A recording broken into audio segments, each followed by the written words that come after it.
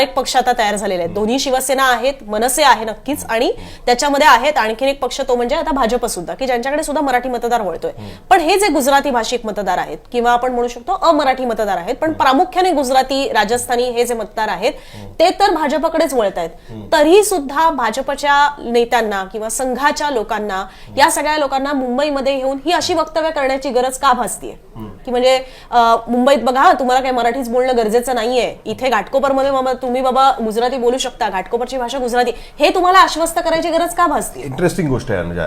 आपण मगाशी म्हटलं की मराठी माणसातनं ते पॉलिटिकल आपला एक दबदबा असला पाहिजे शहरावरती, ही भावना हळूहळू कमी होत चालली आहे आणि त्याच्याऐवजी सिव्हिक इश्यूज मराठी माणसासाठी महत्वाचे ठरलेत. या उलट जो गैर मराठी मतदार आहे की जो शिवसेनेला हिंदुत्वाच्या मुद्द्यावरती मतदान करायचा, पण मराठीच्या मुद्द्यावरती तो शिवसेनेबरोबर कधीच नव्हता आणि त्यांना शिवसेनेबरोबर त्या बाबतीमध्ये राहायचं नव्हतं, त्या मतदाराला कुठेतरी साथ घालण्याचा प्रयत्न आहेत का त्याच्यामध्ये? कारण त्यांच्या दृष्टीने त्यांचं पॉलिटिकल इम्पॉर्टन्स या शहरामध्ये राहणं हे नक्कीच आवश्यक आहे.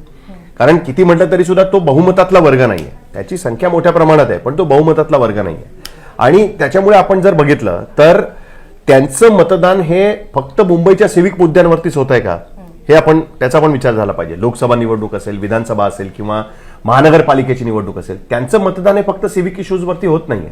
त्यांचं मतदान हे पॉलिटिकल मुद्द्यांवरती होत आहे. त्यांचं मतदान हे डबल इंजिन, ट्रिपल इंजिन या मतदान ह्याच्यावरती होत आहे. त्यांचं मतदान हे राम मंदिरावरती पण होत आहे. त्यांचं मतदान हे मोदींच्या चेहऱ्यावरती पण होत आहे. त्यांचं मतदान हे हिंदुत्वाच्या मुद्द्यावरती पण होत आहे.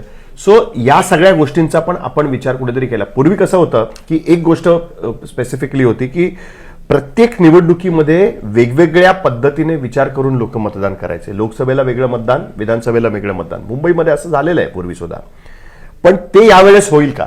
महानगरपालिकेला वेगळ्या पद्धतीने मतदान, असंही अशा पद्धतीने मतदान व्हायचं. आत्ताच्या परिस्थितीमध्ये आपण बघतोय की 2017 नंतर जो भाजपचा राईज मुंबईमध्ये झालेला आहे मोठ्या प्रमाणामध्ये, 2014 नंतर खास करून 2014 मध्ये विधानसभा निवडणुकीमध्ये भारतीय जनता पार्टी नंबर 1चा पक्ष झाला आणि अनेक वर्षांची शिवसेनेची हेजिमोनी, जी शिवसेना भारतीय जनता पार्टीच्या युतीमध्ये नेहमी शिवसेनेची वरचढता राहिलेली आहे मुंबईमध्ये खास करून, ती भाजपने मोडीत काढली आणि स्वतःच्या बळावरती मोडीत काढली. 2017 मध्ये त्यांनी महानगरपालिकेमध्ये ती मोडीत काढली आणि आता अशी परिस्थिती आलेली आहे की उद्या जर भाजप आणि शिंदेच्या शिवसेनेची युती झाली तर भारतीय जनता पार्टी जास्त जागा लढवेल आणि शिंदेची शिवसेना कमी जागा लढवेल. त्यामुळे ह्या सगळ्या गोष्टींचे पदर ह्यामध्ये सगळे असणार आहेत आणि त्याबद्दलची चर्चा करावी लागणार आहे. एक प्रेक्षक कोणीतरी मध्ये विचारत होते त्या याच्याबद्दल की ठाकरे हा मुद्दा उचलतील का. इंटरेस्टिंगली राज ठाकरेंची प्रतिक्रिया त्याच्याबद्दल आली आणि ते म्हणाले 30 तारखेला ते त्यांनी पाडव्याच्या सभेत, आणि त्यांनी हेही म्हटलेलं आहे की जोशी बुवा जे म्हणालेले आहेत त्याच्याबद्दल ते म्हणतील असं त्यांनी म्हटलेलं आहे खरं तर. त्यामुळे पाडव्याच्या सभेमध्ये ते काय म्हणते आणि विरोध तर केलेला आहे त्याच्याबद्दल. सेम गोष्ट शिवसेना युबीटीकडनं पण झालेली आहे. शिंदेच्या शिवसेनेकडचं स्टेटमेंट मला आठवत नाही, जर असेल तर प्रेक्षकांनी ते टाकावं इकडे. पण हे सगळं असताना ह्याचे पॉलिटिकल रिपरकेशन्स काय होणार उद्या या सगळ्या गोष्टींमधनं? महानगरपालिकेवर आमचा महापौर असेल हे भाजप दडदडीतपणे सांगताना सुद्धा शिंदेच्या शिवसेनेकडनं स्टेटमेंट नाही. एक्झॅक्टली.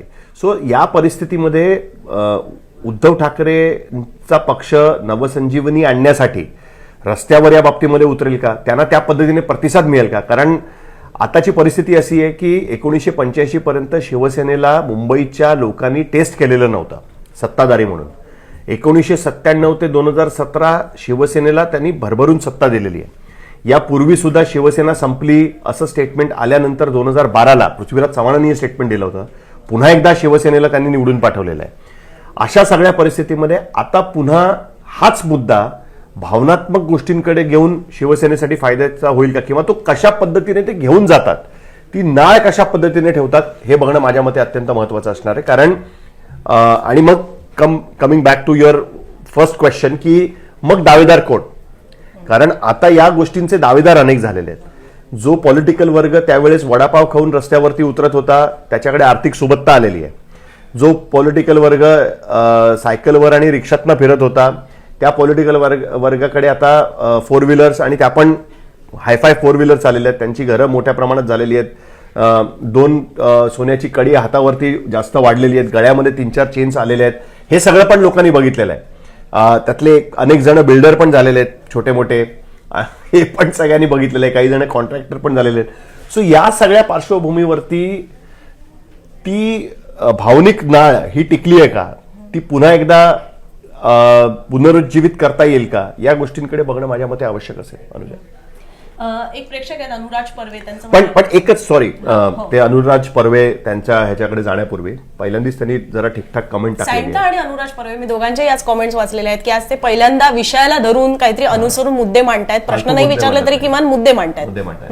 हा, तर सॉरी माझी लिंक तुटली, पण मी बेसिकली हे सांगायचा प्रयत्न करत होतो की एक मात्र खरं आहे की त्या मुद्द्यामध्ये अजूनही दम आहे कुठेतरी. याचं कारण असं आहे की तू बघितलं असेल की स्टेटमेंट काल आलं त्यांचं, ते त्या कॉन्टॅक्टमध्ये बोलले, ते घाटकोपरमध्ये होते, तिकडे मोठ्या प्रमाणात गुजराती वर्ग आहे, कदाचित त्याच्यातनं ते बोलले असतील, जे काय असेल ते. ताबडतोब मुख्यमंत्र्यांनी विधानसभेमध्ये त्याबद्दल स्टेटमेंट दिलं की मराठी भाषा आणि हे सगळं वगैरे, आणि विश्वसंवाद केंद्राकडनं ताबडतोब या बाबतीमध्ये आणि राष्ट्रीय स्वयंसेवक कडनं आजच दुपारपर्यंत भैयाजी जोशींच्या स्टेटमेंटबद्दल क्लॅरिफिकेशन पण ताबडतोब आलं. आणि त्याच्यामध्ये एक लाईन स्पष्टपणे लिहिण्यात आली की मराठी, मुंबई आणि महाराष्ट्र हा मराठी आहे, ही गोष्ट त्यांना स्पेसिफिकली क्लॅरिफाय कर, कारण